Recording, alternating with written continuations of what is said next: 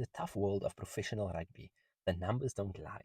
And for the last few seasons in the United Rugby Championship, those numbers have been telling a very clear story. It's a story about a player who consistently breaks the line, tops the charts, and leads his team. We're talking about Ian Ruiz. In the 2023-24 URC season alone, he racked up 183 carries, beat 49 defenders, and scored 8 tries. He's a statistical beast and a URC champion. So, you have to ask, with numbers like this, why does he struggle to get a consistent run in the Springbok squad? What are the selectors seeing that the fans and the stat sheets aren't? This is the mystery of Ian Ruiz. To get why fans are so frustrated, you first have to understand just how good Ian Ruiz really is. This isn't a case of a player having a one hot season and getting overhyped. We're talking about a sustained, undeniable dominance in one of the toughest leagues in world rugby. Ruiz has been a breakout star since the first season of the URC, where he not only won the title with the Stormers, but also scooped a cabinet full of individual awards. Consistency is his middle name. In the 2023-2024 season, he was an absolute titan for the Stormers.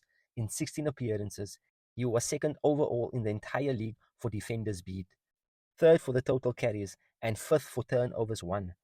These aren't just flashy stats. They are metrics of a player who is actively and relentlessly shaping the outcomes of games. He doesn't wait for the game to come to him. He grabs it by the scruff of the neck. And get this, he was putting up some of the best numbers in the league while carrying a nagging shoulder injury. That speaks to a level of determination that you just can't teach. He's shown leadership as a captain of a successful Stormers team, and his ability to create a moment out of thin air is something that coaches dream of.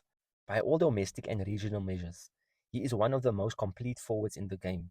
His power, his pace, and his almost supernatural knack of finding the try line makes him like the perfect modern number 8. And that's what makes his national team situation so baffling. When you look past the raw numbers and actually watch him play, the picture gets even clearer. Ian Ruiz is not just a human wrecking ball, he's a dynamic and intelligent rugby player. Let's break down two key sides of his game. First, his attack. The stats tells us he's in the top 3 for carries, but it's the quality of those carries that sets him apart. Against Munster in round 5 of the URC, he made an incredible 46 meters after contact, a record for that season and the one before it. This isn't just running into defenders, it's about winning the collision, staying on his feet, and turning a small gain into a huge one. His post-contact meters are the foundation of front foot rugby, and his offloading game is criminally underrated. In the last season, only the back, Warwick Geland, had more offloads for the Stormers. This shows a player who isn't just focused on his own runs, but on creating chances for everyone around him. He can play the tight game, but he also got the speed to score from anywhere, and he's proven time and time again. Now, what about the counter argument you always hear? Is he all attack and no defense? The numbers scream no. Defensively, he's a workhorse. Last season, he made 150 meters for the Stormers. Only 2 players in the squad, both of them locks, whose main job is to tackle, made more.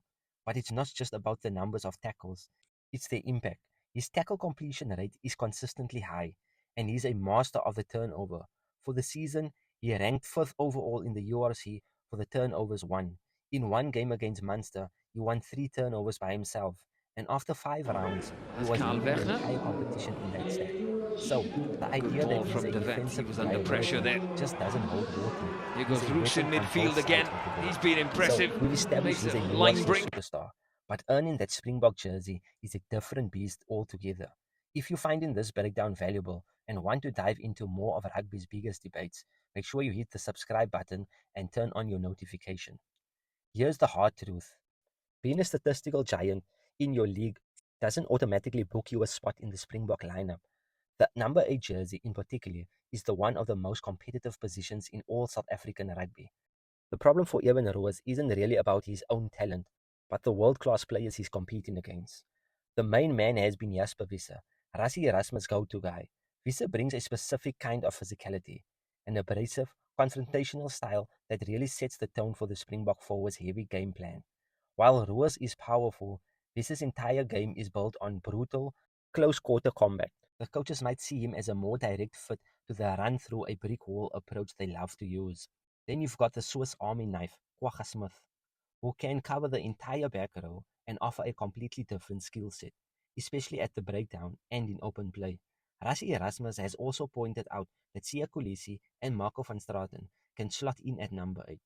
And just to make it even tougher, there's a rise of a young gun like Cameron Hanekom from the Bulls, whose all-round game has put him right in the national conversation. So when you look at it from a selector's perspective, who do you drop? Do you bench Visser, the man who has anchored your scrum in huge test matches? Do you give up the unique versatility of a player like Kwagga Smith? It's a classic selection headache, a good problem for coaches to have, but a deeply frustrating one for a player like Roos, who is at the absolute peak of his game. When a player with Roos's stats gets left out, the rumors mill starts turning. Let's explore a few of the main theories. Theory number 1 is all about tactical fit. Rassie Erasmus has been pretty clear about this, saying, a guy can also be good enough, but there's just 2 or 3 other guys who we think fit better into what we are trying to do as a Springbok team. Maybe the coaches feel that Roos' explosive ball carrying style is too similar to Visser, and they'd rather have a different player like the fetcher Kwagga Smith as the alternative. Theory number 2 is about an international experience. Despite his URC success, Roos only has a handful of test caps. Test rugby is a huge step up in pressure and intensity. Erasmus has shut down any rumors of personal problems, saying that Roos knows what he needs to work on. This hints at a long-term plan. In fact, Erasmus has even mentioned wanting to get 12 to 15 caps for Roos before the next World Cup, which shows he's definitely in their future plans, just maybe not on the timeline the public wants. The final theory is that the brutal reality of the Springbok depth chart, after a string of injuries to loose forwards in mid-2025, Roos was called into the wider squad, but even then, he was still behind the others in the pecking order. In a move that surprised many, Rassie Erasmus chose to start Kobus Wieser at number 8 against Georgia. Erasmus explained this by highlighting the sheer number of quality loose forwards they had, saying it was better for some to get time elsewhere rather than just hold tackle bags. It's not a knock on Roos, but a testament to the insane talent pool in South Africa. The case of Ian Ruiz is a fascinating one. On one side, you have the certified URC superstar, a guy who leads from the front, dominates the stat sheet, and has a highlight reel of unstoppable plays. His power, skill, and work rate make a compelling argument for a spot in an international team. On the other side, you have a complicated machine of the Springbok selection.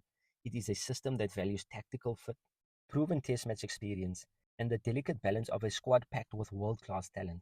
His recent call-up shows he's on the radar, but his path to a starting journey is blocked by established veterans and a very specific game plan. The coaches insist there's no personal issues, and that is part of the long-term vision. But for the fans who watch him tear up the URC every week, and for Roos himself, the waiting must be the hardest part. So, we'll leave the final question with you. Is Ivan Roos the biggest omission for the Springbok squad? A talent just too good to leave on the sidelines? Or are the coaches right to play the long game and stick with a trusted formula? Let us know what you think in the comments below. And if you enjoyed this breakdown, don't forget to hit that like button, subscribe, and share with any other rugby fans who love a good debate.